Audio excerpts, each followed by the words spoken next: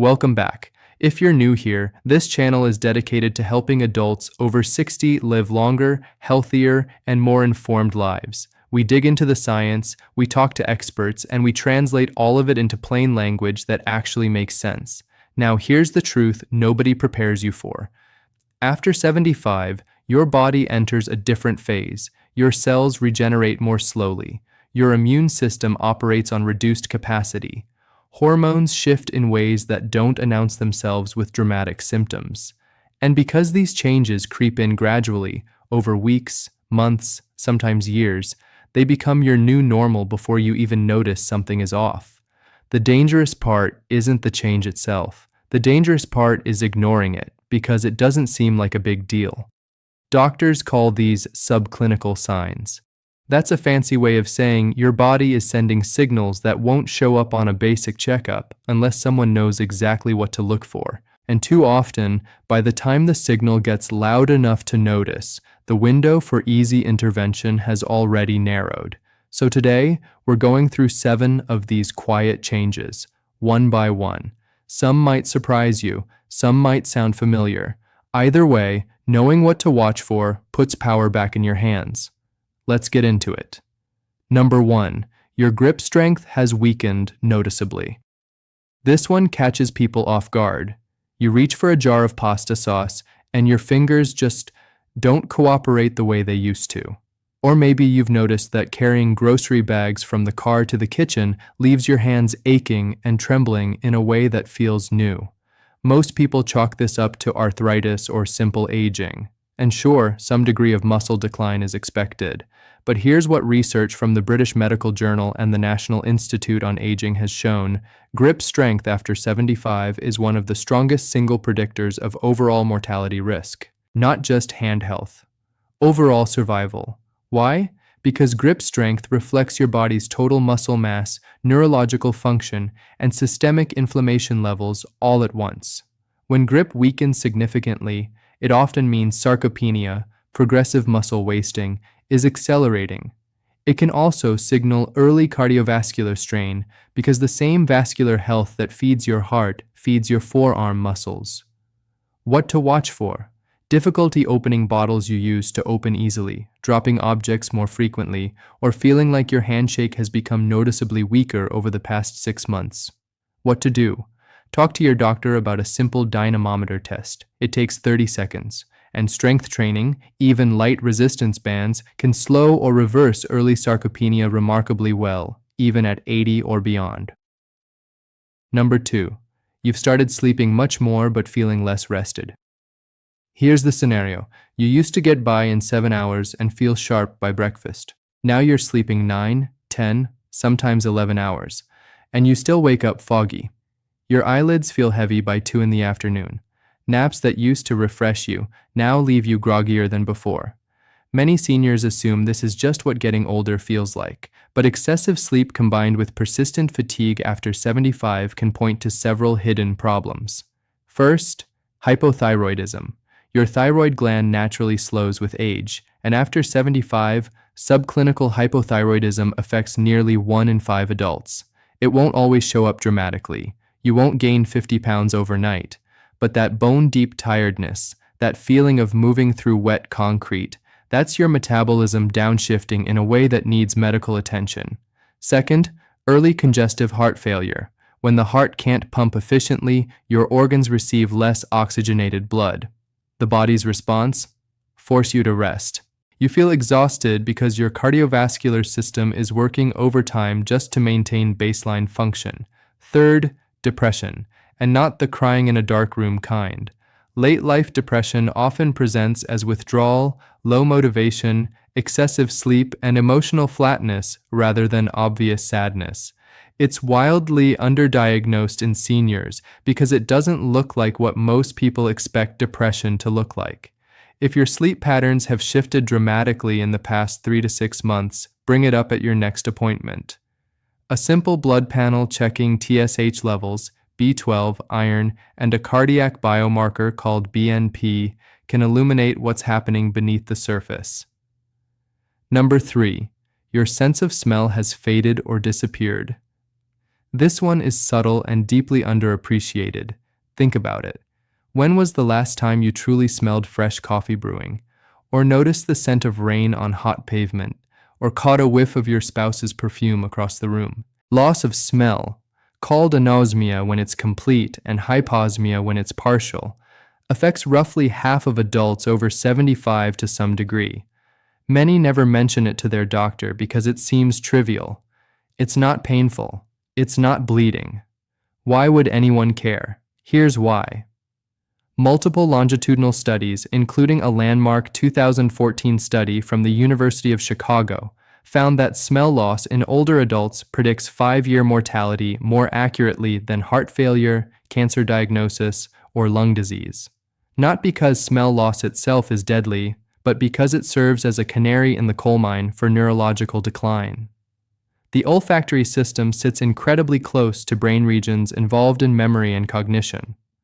When those neurons start deteriorating, smell often goes first, sometimes years before cognitive symptoms become obvious.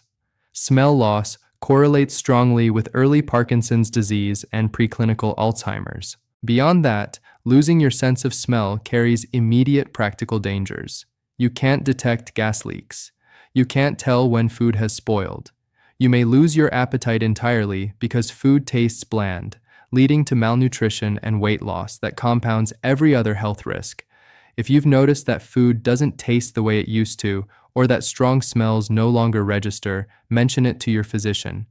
There are validated scratch and sniff tests that can quantify the loss and prompt further neurological evaluation. Number 4. Your handwriting has gotten smaller. This is one most people would never connect to a health issue. You're writing a birthday card for your grandchild, and you notice the letters look cramped, smaller than they used to be, tighter together, maybe slightly shaky at the edges, but mostly just miniaturized. Doctors call this micrographia, and while it can happen for benign reasons, like stiffness in finger joints, progressive shrinkage of handwriting after 75 is a well-documented early motor sign of Parkinson's disease. Parkinson's doesn't always begin with tremors. In fact, for many patients, the tremor comes relatively late. The earliest signs tend to be subtle motor changes, reduced arm swing when walking, facial expressions that become less animated, a voice that gets quieter without you trying to lower it, and handwriting that shrinks. The mechanism is dopamine depletion in the basal ganglia, the part of your brain responsible for scaling movements. As dopamine drops, your brain starts executing smaller versions of intended motions. Writing shrinks, steps shorten, gestures diminish. If you've noticed this change, compare a sample of your current handwriting with something you wrote 2 or 3 years ago. If the difference is striking, bring both samples to your doctor. Early identification of Parkinson's opens the door to interventions that can preserve quality of life for years longer than waiting until symptoms become severe. Now, I want to pause here for a moment. If you're over 60, or if you're caring for an elderly parent or loved one, this information could genuinely change outcomes. These aren't dramatic emergency symptoms. They're the quiet ones, the ones that slip through the cracks during 15-minute doctor visits. Knowing what to watch for makes you your own best advocate. If any of these signs have resonated with you so far, drop a comment below. Let me know which one surprised you the most. And if you haven't already, hit that subscribe button. We put out new content every week focused specifically on helping seniors live better, longer, healthier lives. All right, let's continue. Number 5. You bruise easily, and the bruises last longer than they used to. You bump your forearm on a doorframe, barely a tap, and 3 days later there's a purple splotch the size of a plum that lingers for 2 weeks. Sound familiar? Some degree of easier bruising is normal with age. Your skin thins. The fatty layer beneath it shrinks. Blood vessels become more fragile. Dermatologists call this senile purpura, a harmless condition related to sun damage and collagen loss over decades. But here's where it gets important. After 75, excessive or unexplained bruising, especially bruises that appear without any remembered impact, can signal something deeper. Blood thinners like warfarin or aspirin are obvious culprits, and sometimes the dosage needs adjustment as your liver's processing capacity changes with age. But bruising can also indicate platelet disorders, vitamin K deficiency, or in rarer cases, blood cancers like leukemia or myelodysplastic syndromes that become more common in the late 70s and 80s. Liver function matters here too. Your liver produces clotting factors. If it's struggling, from fatty liver disease, medication burden, or reduced blood flow, your clotting cascade slows down and bruises appear more readily and heal more slowly. The rule of thumb: if you're developing bruises larger than a quarter without clear cause, if they appear on your trunk or abdomen rather than just extremities, or if they're accompanied by bleeding gums or blood in your stool, get a complete blood count and coagulation panel. These are inexpensive, quick tests that can catch serious problems early. Number 6, you've become unsteady on your feet, especially when changing positions. You stand up from the couch and the world tilts sideways for a moment. You turn your head quickly and feel a half-second of vertigo. Walking across a parking lot, you notice your steps have become shorter, more cautious, your arms less relaxed at your sides. Falls are the leading cause of injury-related death in adults over 75. That's not an exaggeration. It's data from the Centers for Disease Control. And the tragedy is that most falls don't happen because of one catastrophic event. They happen because balance has been eroding silently for months or years, and nobody addressed it until the hip fracture. After 75, multiple systems that maintain your balance start declining simultaneously. The vestibular system in your inner ear, responsible for spatial orientation, degrades. Proprioceptors in your joints, the nerve endings that tell your brain where your feet are without looking, become less sensitive. Blood pressure regulation slows, causing orthostatic hypotension, that head rush dizziness when you stand. Medications compound the problem enormously. Blood pressure drugs, sleep aids, antidepressants, antihistamines, all of them can impair balance. And after 75, many seniors take 5 or more medications simultaneously, creating interactions that no single prescriber fully tracks. Here's what you can do right now. First, stand up slowly, every time. Give your blood pressure 15 seconds to adjust before walking. Second, remove trip hazards at home, rugs without grip pads, cluttered hallways, poor lighting in bathrooms. Third, ask your doctor for a medication review specifically focused on fall risk.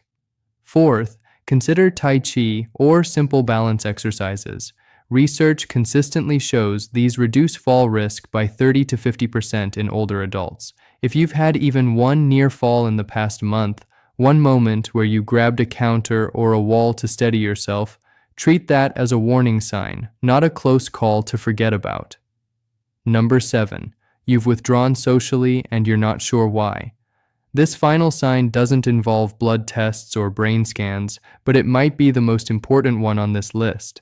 Think about 3 months ago. Were you calling friends more often, accepting invitations, looking forward to your weekly card game or church group?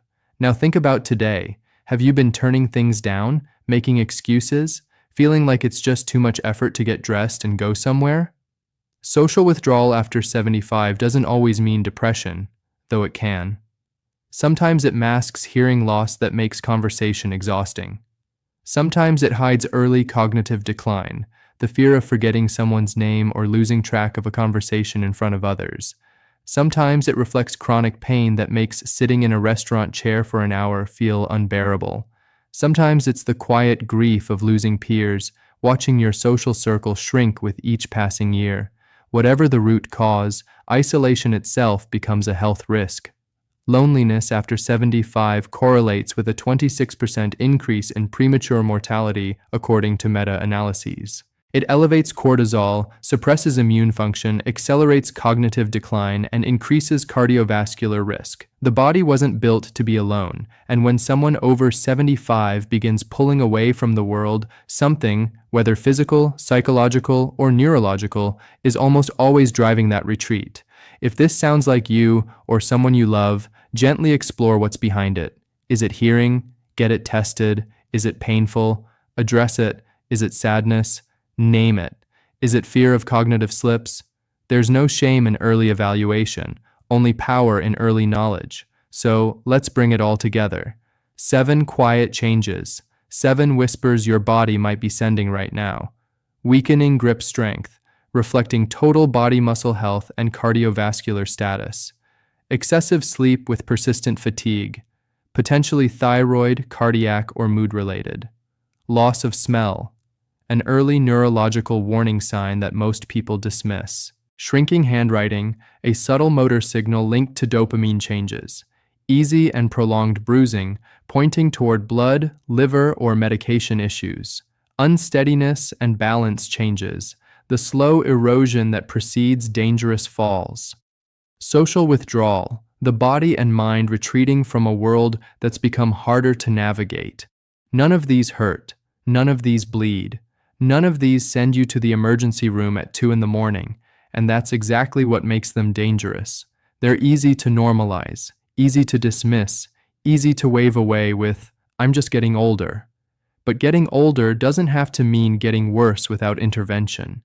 Every single one of these signs is addressable, treatable, manageable, or at minimum, something you can slow down dramatically with early action. You deserve to know what your body is telling you. You've earned that knowledge across decades of living. Don't let quietness fool you into complacency. Talk to your doctor. Bring this list. Ask the specific questions. Be the person who caught it early, not the person who wishes they had. If this video helped you, or if it made you think of someone who needs to hear it, please share it. Send it to your son or daughter. Text it to a friend.